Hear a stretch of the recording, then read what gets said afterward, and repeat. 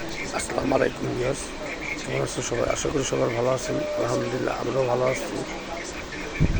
তো শুরু করলাম নতুন একটি ভিডিওটা হচ্ছে আপনাদের মাঝে কিছু কথা বলতেছি। আমি আমার গলার সমস্যা, এই জন্য আমি ভিডিও করতে পারি নাই। অনেকদিন পর আপনাদের সামনে একটু লাইভে আসলাম।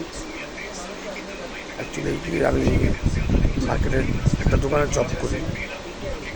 এখন হচ্ছে আপনার সিজন টাইম, আমাদের বেচার টাইম আরও আমার 2 মাস আগের থেকে শুরু হয়েছে। এই জন্য আমি অনেক ভিডিও আপনাদের মাঝে দিতে পারি নাই। আপনারা আমাকে ক্ষমা দৃষ্টি দেখবেন।